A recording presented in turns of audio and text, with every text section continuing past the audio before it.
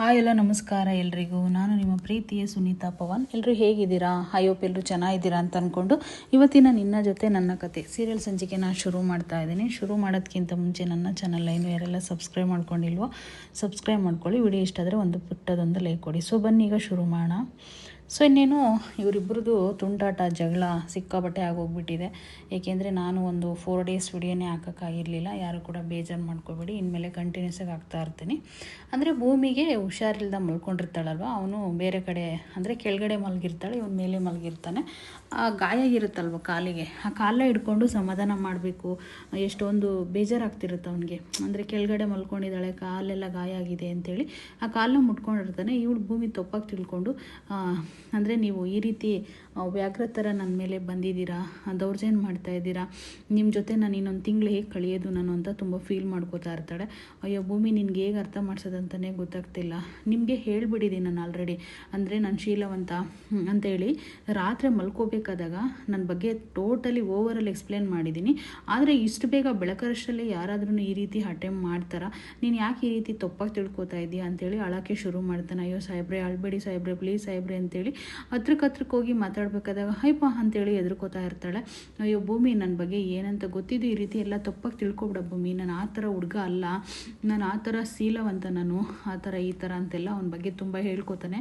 ಆವಾಗ ಭೂಮಿ ಇಟ್ಕೊಂಡು ತುಂಬಾ ಫೀಲ್ ಮಾಡಿಕೊಂಡು, ಹೋಗ್ಲಿ ಬಿಡಿ ಸಾಹೇಬ್ರೆ, ಅಯ್ಯೋ ನೀವು ಯಾಕೆ ಇಷ್ಟೊಂದು ಫೀಲ್ ಮಾಡಿಕೊಂಡು ಹಾಳಕ್ಕೆ ಶುರು ಮಾಡ್ತಾ ಇದ್ದಾರೆ ಚಿಕ್ಕ ಮಗು ಥರ, ಹೋಗ್ಲಿ ಬಿಡಿ ಆಯಿತು ಅಂತ ಹೇಳಿಬಿಟ್ಟು ಹೇಳಿದಾಗ, ಅಯ್ಯೋ ದೇವರೇ, ನಾನು ಈ ಭೂಮಿ ಮೇಲೆ ಇರೋದೇ ಬೇಡಪ್ಪ, ಈ ಥರ ಒಂದು ಮಾತುಗಳನ್ನ ಕಿವಿಯಲ್ಲಿ ಕೇಳಿಸ್ಕೊಂಡು ಈ ಭೂಮಿ ಮೇಲೆ ಇರೋದೇ ಬೇಡ, ನಾನೇ ಸತ್ತೋಗ್ಬಿಡ್ಬೇಕು ಅಂತ ಅನ್ನಿಸ್ತಿದೆ ಅಂದಾಗ, ಅಯ್ಯೋ ಸಾಹೇಬ್ರೆ, ಈ ವಿಷಯಕ್ಕೆಲ್ಲ ಸತ್ತೋಗ್ತೀನಿ ಅಂತ ಹೇಳ್ತಾ ಇದ್ದೀರಲ್ಲ, ಏನಾಯಿತು ಅಂಥದ್ದು, ಸಾಯಿ ಅಂಥದ್ದು ಅಂದಾಗ, ಈ ರೀತಿ ಶೀಲ ಕಳ್ಕೊಂಡು ಬದುಕ್ತಿದ್ದಾನೆ ಬೇರೆಯವ್ರು ಅಂತ ಅಂದಾಗ, ನೀನಂದಾಗ ನಾನು ಯಾವ ರೀತಿ ಬದುಕೋಕ್ಕಾಗುತ್ತೆ, ಅದಕ್ಕೋಸ್ಕರ ನಾನು ಸತ್ತೋಗ್ಬಿಡ್ತೀನಿ ಅಂತ ಹೇಳ್ಬಿಟ್ಟು ಹೇಳ್ತಾ ಇರ್ತಾನೆ.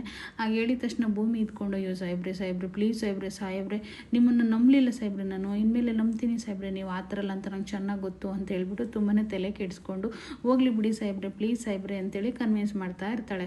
ಇನ್ನು ಅಜಿತ್ ಇದ್ಕೊಂಡು ಎದ್ದದೇ ಹೋಗ್ಬಿಡ್ತಾನೆ. ಆಗ ಭೂಮಿ ಇದ್ಕೊಂಡು ರಾತ್ರಿನೂ ಅವರೇ ತಪ್ಪು ಮಾಡಿ ಮತ್ತೆ ನನ್ನೇ ಸಾರಿ ಕೇಳೋ ಥರ ಮಾಡಿದರು. ಈಗೂ ಕೂಡ ಅಷ್ಟೇ, ಅವರೇ ಬಂದು ತಪ್ಪು ಮಾಡಿ ನನ್ನ ಸಾರಿ ಕೇಳೋ ಥರ ಮಾಡಿದರು.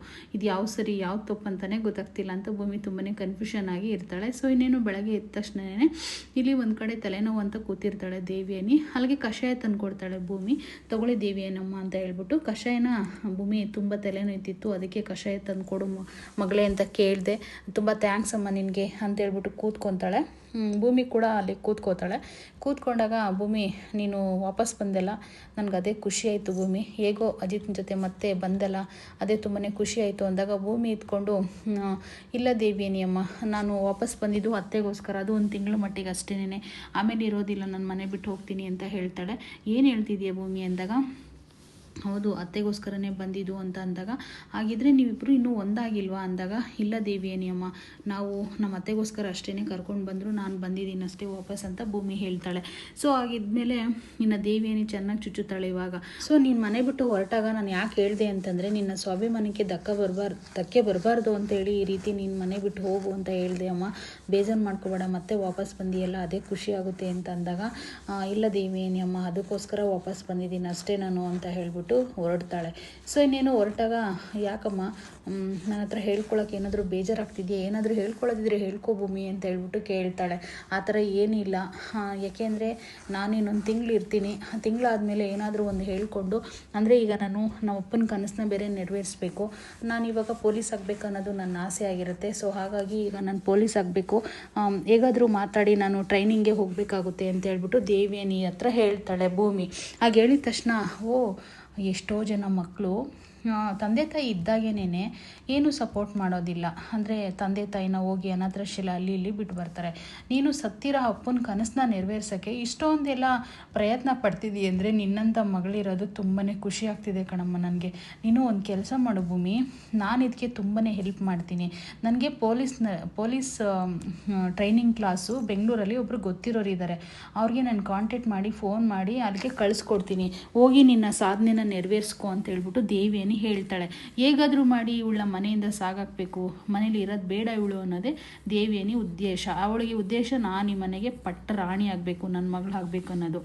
ಸೊ ಆದರೆ ದೇವಿಯನಿ ಅಮ್ಮ ಮನೇಲೆಲ್ಲ ಒಪ್ತಾರ. ಅದ್ರಾಗೆ ಸಂಗೀತ ಅತ್ತೆಗೆ ಪೊಲೀಸ್ ಆಗೋದೇ ಇಷ್ಟ ಇರಲ್ಲ. ಅಂಥದ್ರಲ್ಲಿ ಅವ್ರನ್ನೆಲ್ಲ ಹೇಗೆ ಒಪ್ಸೋದು ಅನ್ನೋದೇ ನನಗೆ ಗೊತ್ತಾಗ್ತಿಲ್ಲ ಅಂತ ಹೇಳ್ತಾ ಇರ್ತಾಳೆ ಭೂಮಿ.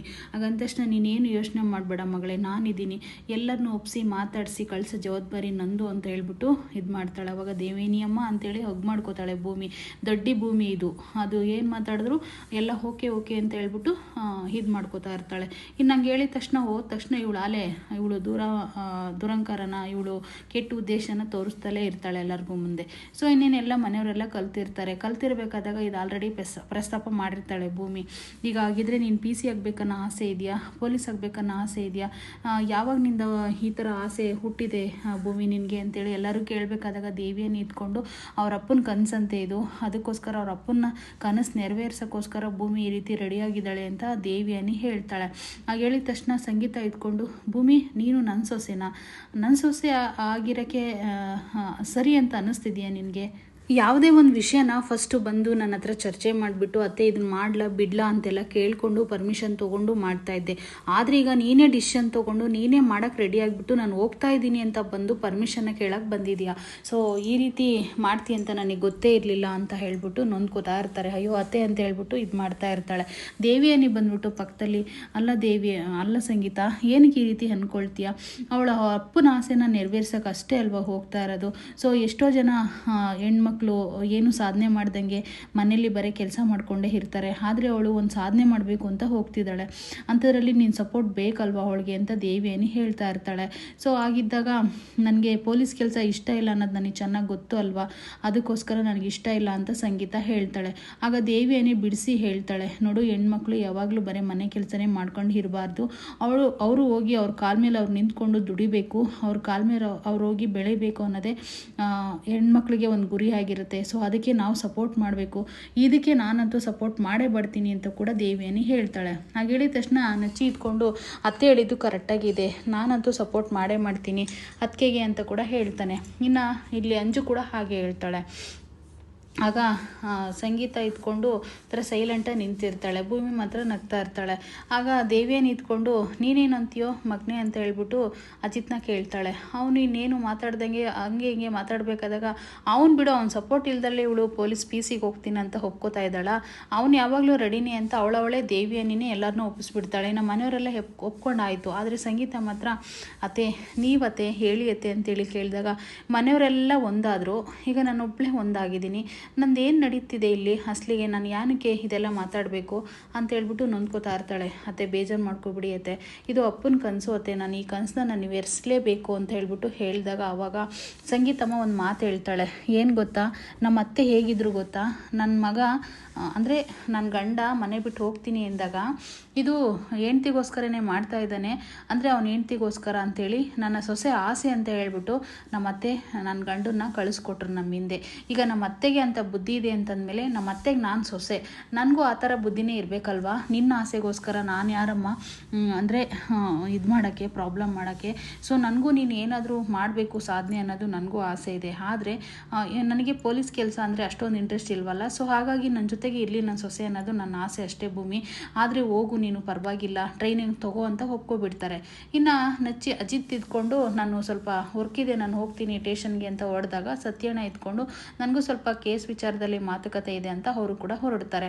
ಸೊ ಇನ್ನೇನು ಇವತ್ತಿನ ಸಂಚಿಕೆ ಇಷ್ಟೇ ಮುಗಿಸ್ತಾ ಇದ್ದೀನಿ, ನಾಳೆ ಸಿಗ್ತೀನಿ ಅಂತ ಹೇಳ್ತಾ ನಾಳೆ ಸಂಚಿಕೆಯಲ್ಲಿ ಭೂಮಿನ ಸಾರಿ ಕೇಳ್ತಾನೆ. ಏಕೆ ಅಂತಂದರೆ ನಿನ್ನ ತುಂಬ ಅವಮರ್ಯಾದೆ ಮಾಡಿದ್ದೀನಿ, ನಿನ್ನ ಬಗ್ಗೆ ತಪ್ಪು ತಿಳ್ಕೊಂಡು, ನಮ್ಮಮ್ಮ ಅಂದರೆ ಪ್ರಾಣ ನನಗೆ, ಅದಕ್ಕೋಸ್ಕರ ನಮ್ಮ ಅಮ್ಮನಿಗೆ ಈ ಥರ ಮಾಡಿದ್ಲಲ್ಲ ಅಂತೇಳಿ ನಿನಗೆ ಬಾಯಿಗೆ ಬಂದಂಗೆ ಬೈದಿದ್ದೀನಿ, ಸಾರಿ ಭೂಮಿ ಅಂತ ಕೇಳ್ತಾನೆ. So thank you.